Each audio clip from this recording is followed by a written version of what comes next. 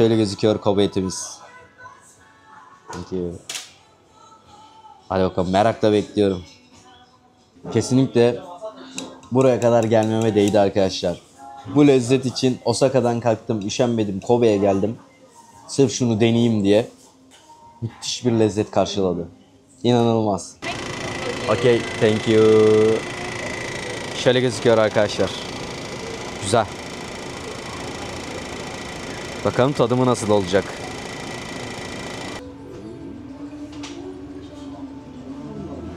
Wow. Wonderful. Arkadaşlar bunu birazcık doğaçlama aldık. Ne olduğuna dair benim de kafamda soru işaretleri mevcut. Tam anlamıyla nedir ne değildir bilmiyorum. Deneyip göreceğiz. Nasıl bir lezzet bizleri karşılayacak. Şöyle gözüküyor. Çok da sıcak gözüküyor. Şöyle bir şey aldık arkadaşlar. Güzel gözüküyor, lezzetli gözüküyor. Oha, bayağı iyiymiş.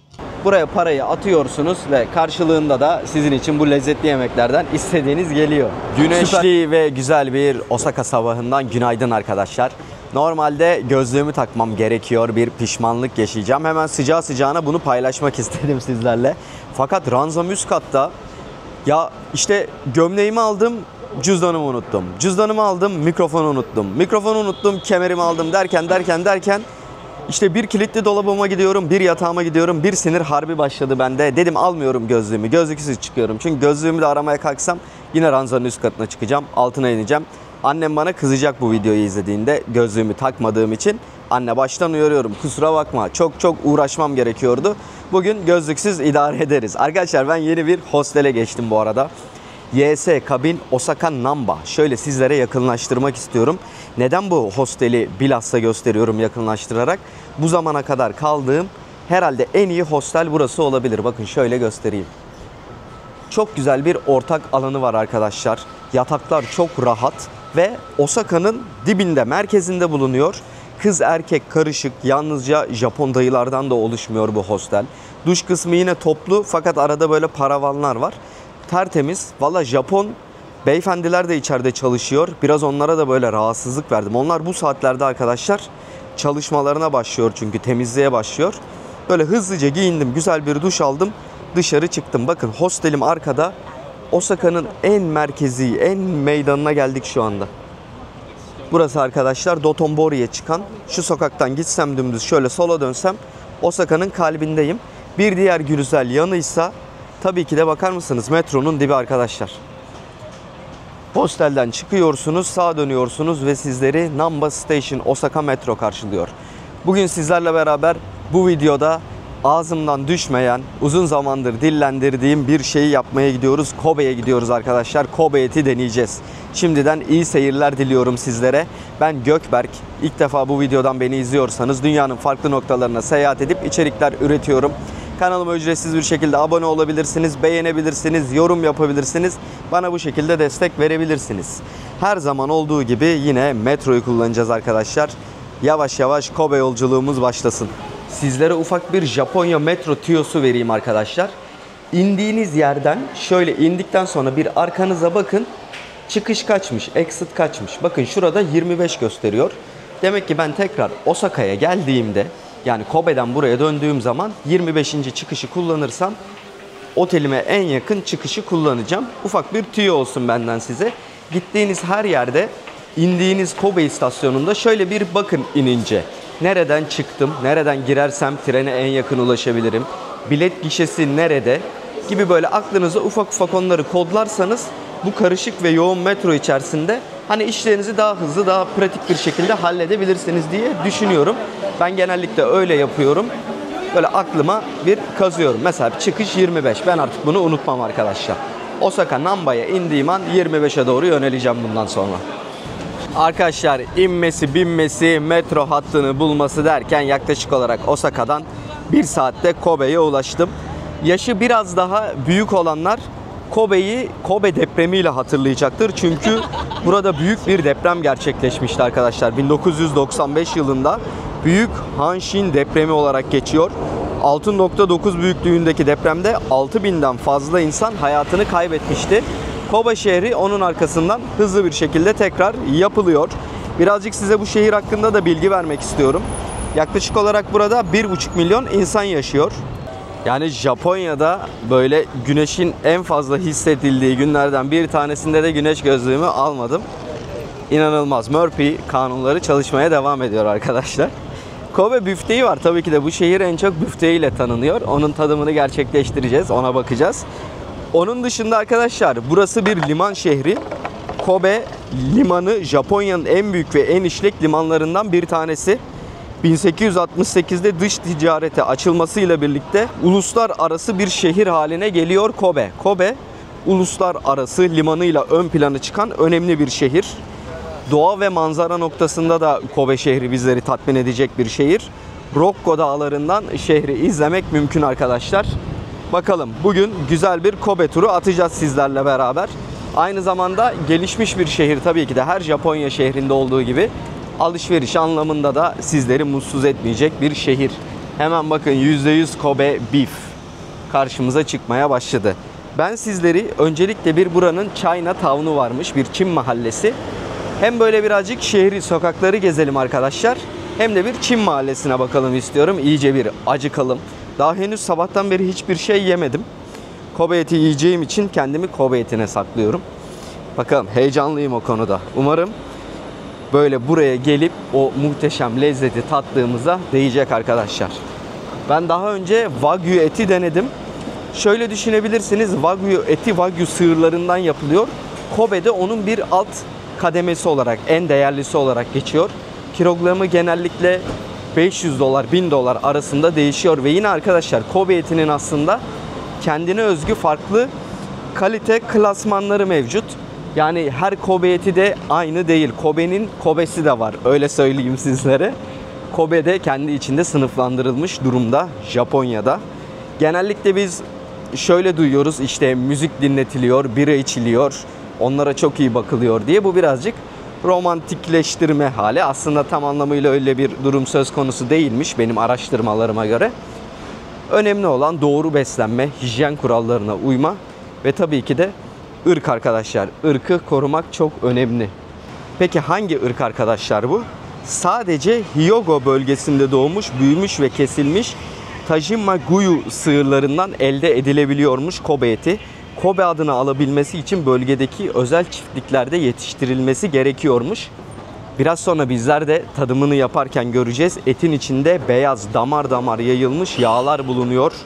Bu yağlar ete müthiş bir lezzet, yumuşaklık ve sulu bir yapı kazandırıyor arkadaşlar. Japonya'da Beef Marbling Score denilen bir sistemle değerlendiriliyormuş Kobe etleri.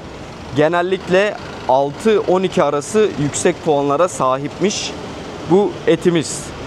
Valla merakla bekliyorum. Önemli olan arkadaşlar, Tajima sığırından gelmeli bu et. Tajima sığırından yapan bir yer bulmamız gerekiyor. Şimdi burada yiyeceğimiz her et de Kobe eti olmayacak tabii ki de.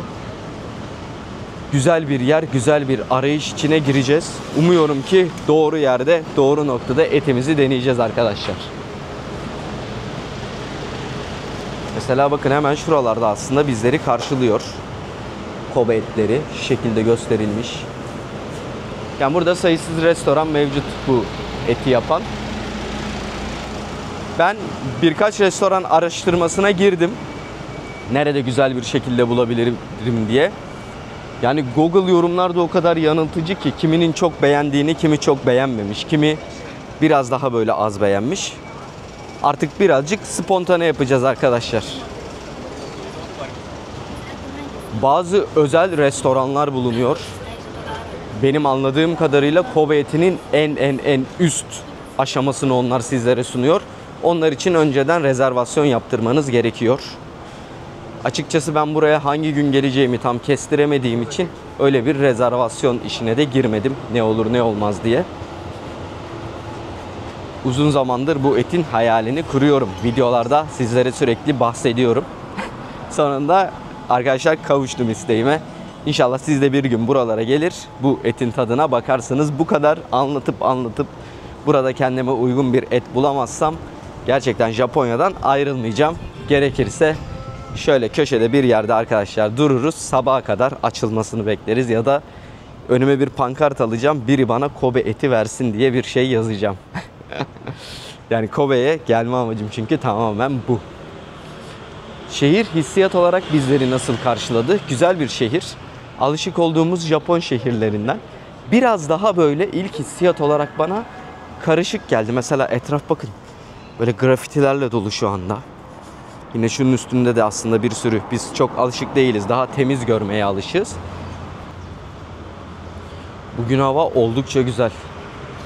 Japonya'da biraz daha böyle zaman zaman hava daha puslu, daha kapalı olabiliyor.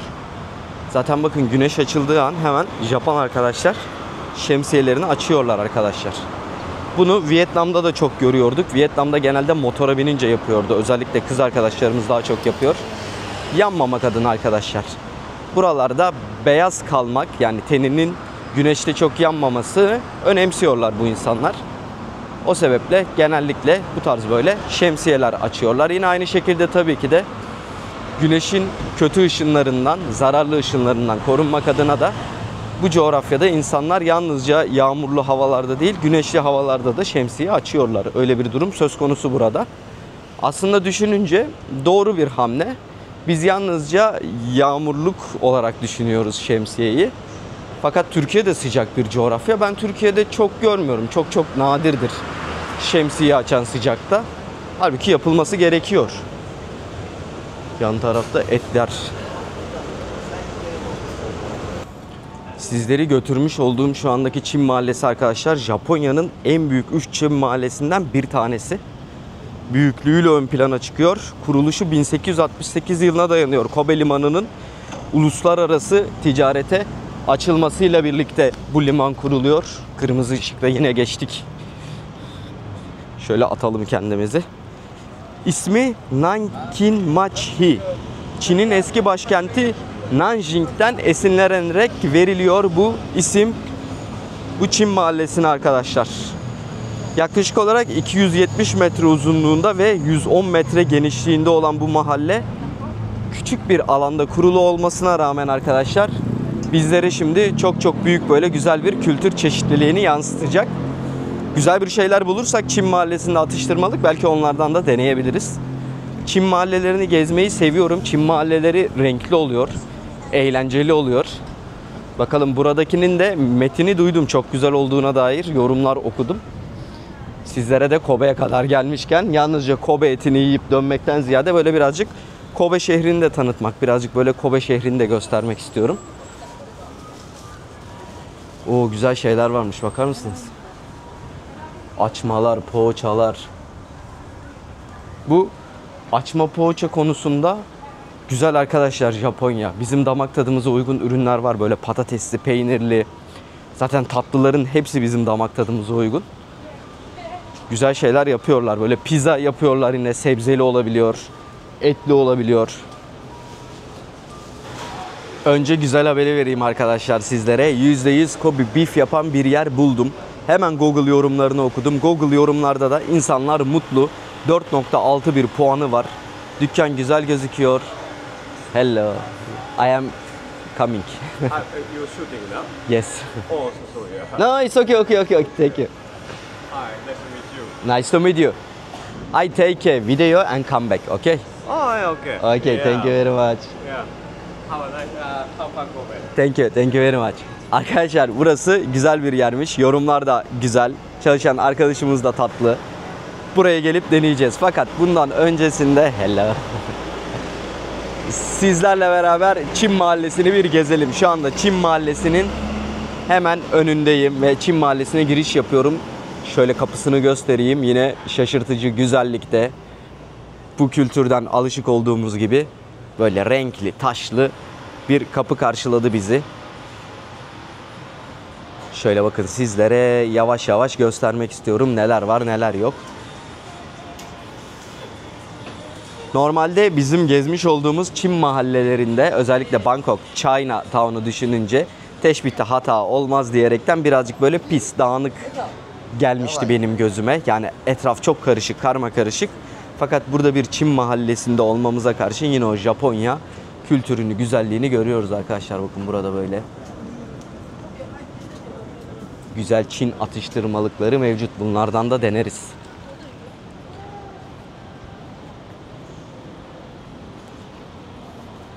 Çin çok ziyaret etmek istediğim bir ülke. Gerçekten Çin kültürünü çok merak ediyorum. Çin'e gidip doyasıya gezmek istiyorum. Sizlere Çin'i böyle karış karış göstermek istiyorum. Fakat vize politikaları gereği Türklere vize vermediklerini yahut çok zor verdiklerini hep duyuyorum. Aranızda yakın zamanda Çin'e gitmiş olan varsa Çin vizesi nasıl alınır? Yahut Çin vizesi almak kolay mıdır? Beni yönlendirebilirse gerçekten çok mutlu olurum. Instagram'ım Gezsek'le beraberiz. Oradan direkt bana yazabilirsiniz. Yahut yorumlara direkt yazabilirsiniz. Beni çok mutlu edersiniz arkadaşlar. Çin'e yakın zamanda ziyaret gerçekleştiren yahut vize konularını bilen birinden bir rehberlik bekliyorum. Nacizane. Çok mutlu olurum. Yalnız burada da güzel atıştırmalıklar mevcut.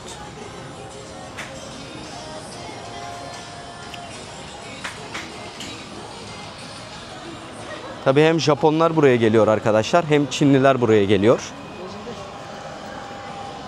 Özellikle Çin Yeni Yılı'nın başladığı dönemlerde ve bazı festival etkinlik zamanlarında buranın çok renkli olduğunu okudum.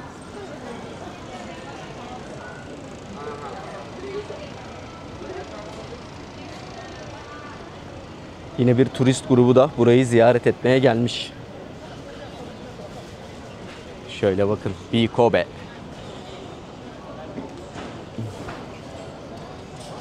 Hanımefendi pozunu veriyor şu anda Çin mahallesinde.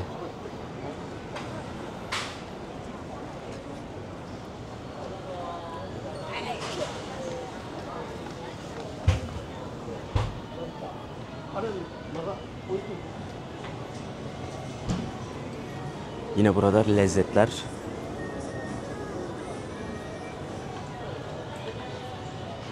Bir tek atarız. Bir Çin mantısı atmamız var arkadaşlar.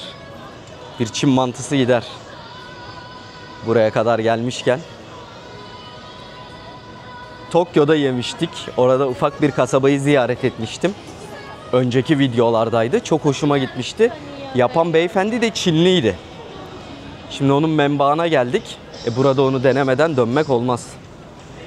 Bakın şunlardan kesinlikle bir tane deneriz. Şöyle gözüküyor.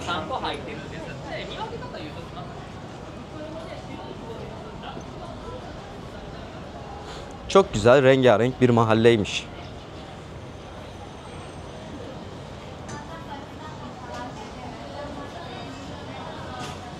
Genellikle gördüğüm kadarıyla arkadaşlar yeme içme üzerine kurulu biraz daha bu mahalle.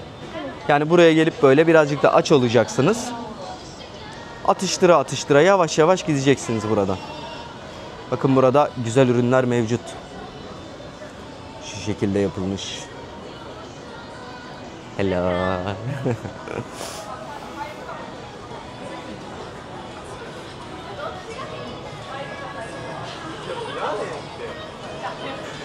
Chin Style Game Center diyor arkadaşlar.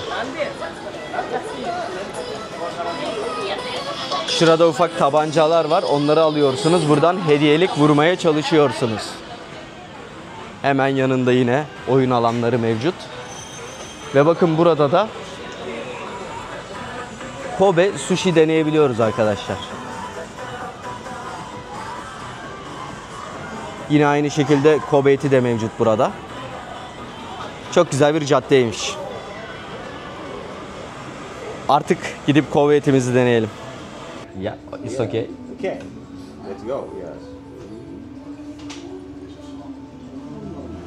Wow. Wonderful. Yeah. Bu arkadaşlar geleneksel bir Japon içkisi. Yeah, very tasty. Yeah, very. This is very fresh, tasty. I think so. Okay. Yeah. And this box, this square, the name is the masu. Masu. This is a masu. Yeah. Masu is okay. the Japanese traditional cups here. So you must will drinks at first this glass here. Second this masu. Okay. Yeah, thank you very much. How fun. Thank you. Very hot. Okay. Dish is very hot. Okay, Take okay. care. Okay, thank you very much. Thank you very much. Wow. Dediği gibi arkadaşlar sıcacık tabak şu anda. Şöyle gözüküyor Kobe etimiz. Thank you. Hadi bakalım merakla bekliyorum.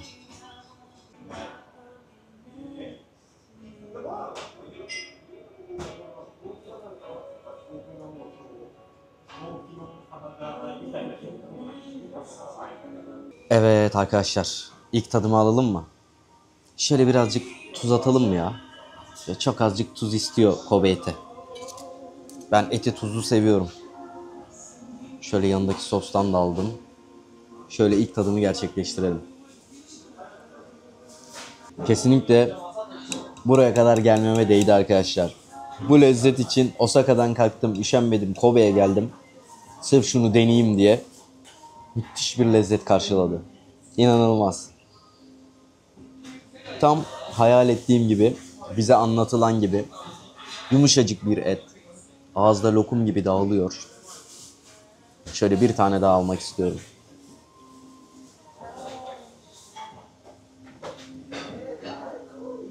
Enfes bir lezzet. Arkadaşlar harika bir et yedik. Çok çok lezzetliydi. Yani Kobe'ye geldiğime değdi.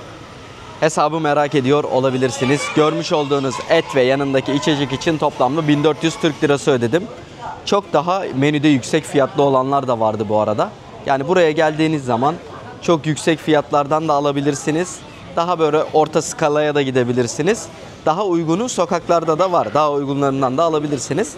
Fakat %100 beef eti, Kobe eti olduğundan emin olmanızı tavsiye ederim. Yine Google yorumları kullanabilirsiniz. Benim geldiğim yer güzeldi. Ben memnun ayrıldım. Fakat tabii ki de bu bizi doyurmuyor arkadaşlar. Birazcık böyle tadımlık oluyor o et. Yanlış hatırlamıyorsam 100 gramlık olandan tercih ettim ben.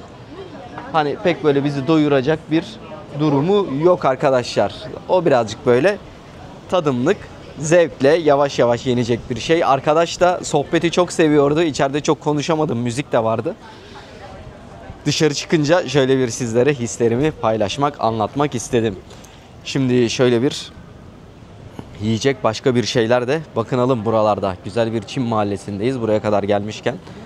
Burada da bir şeylerin tadına bakalım arkadaşlar. Gelin bir Kobe beef sushi yiyelim mi? Hello. Hello. Can I get beef rib 4 piece set? Yes. How do you like it? 1,000. Okay.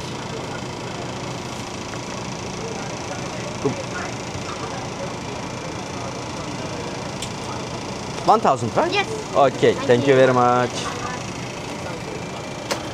Güzel bir Kobe'li arkadaşlar.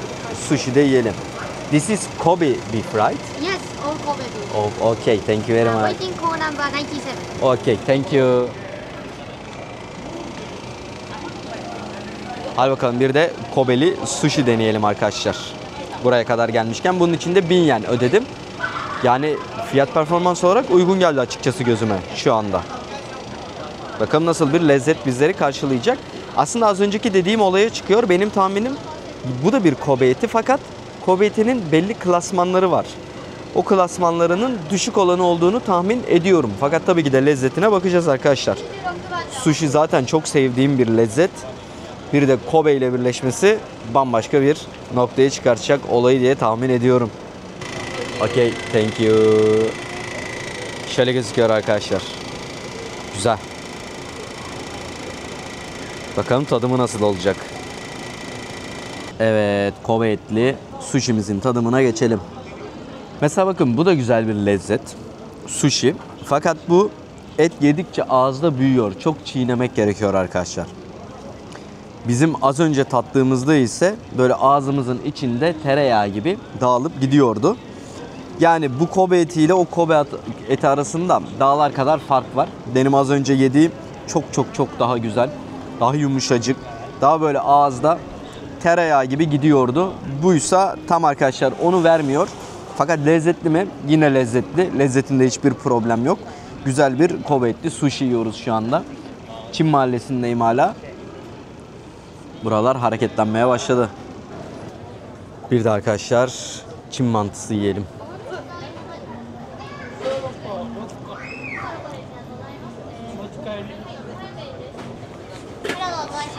Hello. Can I get this one? Okay. 5.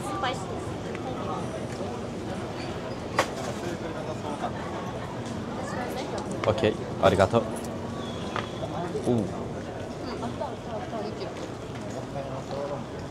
Hadi bakalım bir de bundan deneyelim. Bu nasıl bir lezzet getirecek bizlere. Arkadaşlar bunu birazcık doğaçlama aldık. Ne olduğuna dair benim de kafamda soru işaretleri mevcut. Tam anlamıyla nedir ne değildir bilmiyorum. Deneyip göreceğiz. Nasıl bir lezzet bizleri karşılayacak. Şöyle gözüküyor. Çok da sıcak gözüküyor. Güzel ama ben bu tarz hamur işlerini seviyorum, beğeniyorum. Özellikle bunu Çinliler daha çok yapıyor.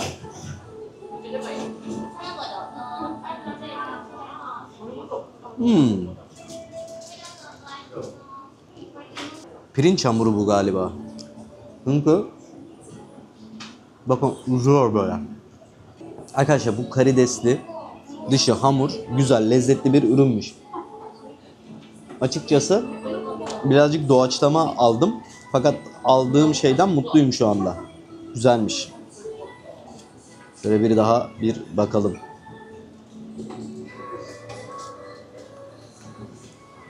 Bak.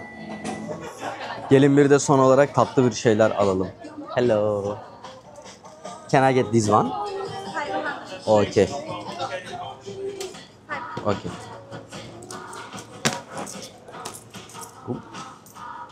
Thank you. Şöyle bir şey aldık arkadaşlar. Güzel gözüküyor, lezzetli gözüküyor. Yalnız böyle sürekli bir şeyler alıp bayağı iyiymiş.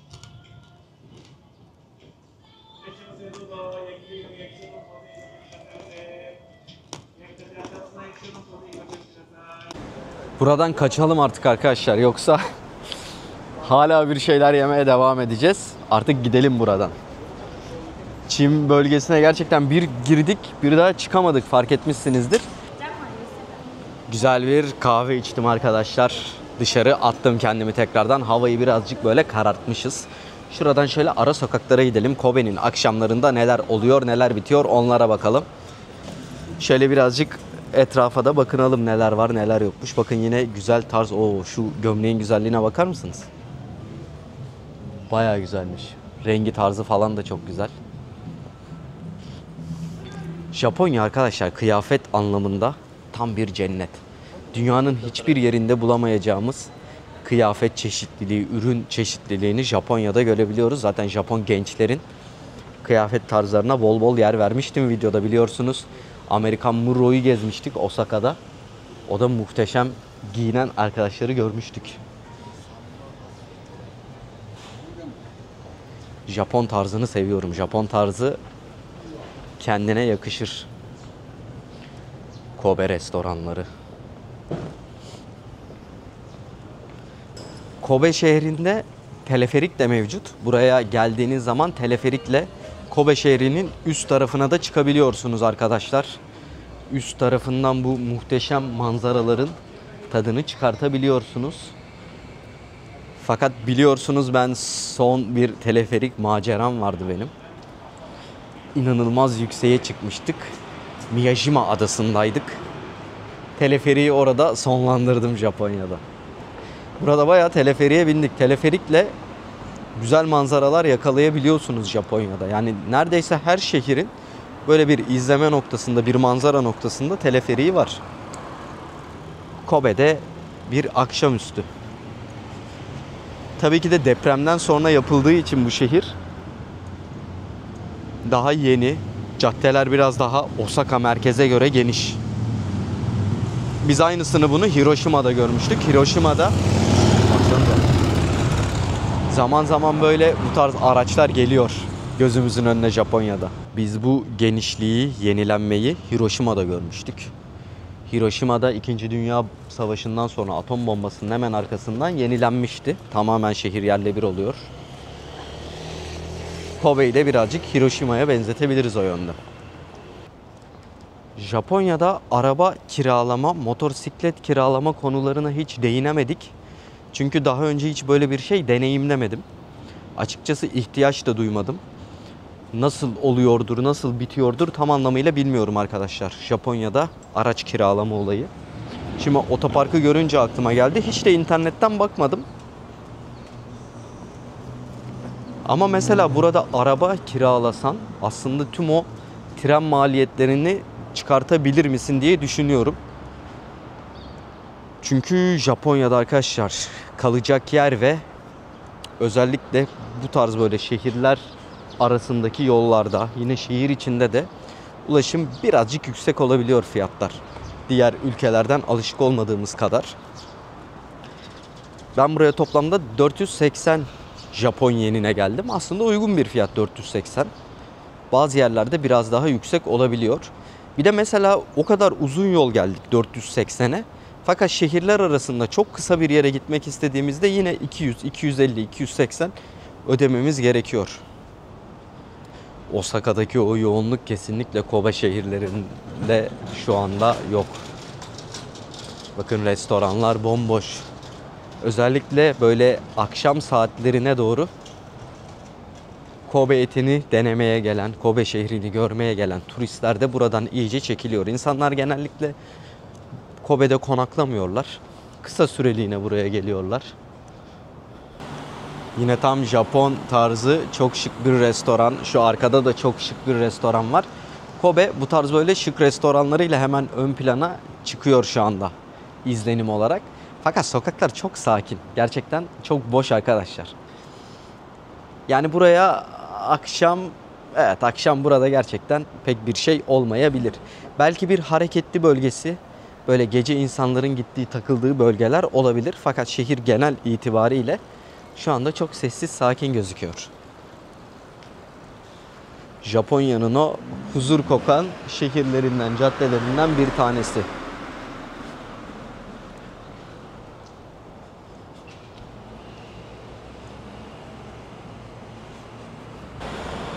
Bunlardan daha önce görmemiştim. Bakın Kobe'de şu anda ilk defa denk geliyorum. Bu şekilde arkadaşlar geleneksel Japon lezzeti bu ramen. Şu şekilde burada tercih edebileceğimiz bir sürü ramen söz konusu. Buraya parayı atıyorsunuz ve karşılığında da sizin için bu lezzetli yemeklerden istediğiniz geliyor. Süper bir sistemmiş ya. 7/24 açık tabii ki de. Yan tarafta da yine aynı şekilde farklı lezzetler var. Yine arkadaşlar sizin için bu otomatlar bu lezzetleri hazırlıyor. Sizler de yemeğin tadını çıkartıyorsunuz. Japonya teknoloji ve diğer anlamlarda, yani bu tarz böyle işte otomat olsun, yine farklı teknolojik ürünlerin kolay sunumu olsun, bir numara. Benim şimdiye kadar gördüğüm dünyadaki bir numara ülke olabilir.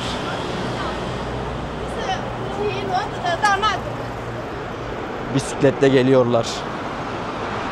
Evet, ben metro istasyonunun oraya geri geldim arkadaşlar. Buradan hemen alttan şimdi metro istasyonuna doğru gideceğim. Tekrardan kaldığım yer Osaka'ya geri döneceğim. Videomuzun sonuna gelelim. Umarım videodan keyif almışsınızdır. Bugün sizlere Kobe etini göstermeye ve Kobe şehrini tanıtmaya çalıştım. Bence günübirlik gelebileceğiniz, Kobe eti deneyip yine buradaki özellikle Çin mahallesindeki lezzetlere bakabileceğiniz bir yer Kobe. Osaka'dan buraya ulaşım oldukça kolay. Tek bir hat kullanıyoruz. Osaka'dan biniyoruz ve Kobe'de iniyoruz arkadaşlar. Onun dışında bakın pazar yavaş yavaş toplanmaya başlamış ki saat daha erken, çok bir geç saatte değiliz.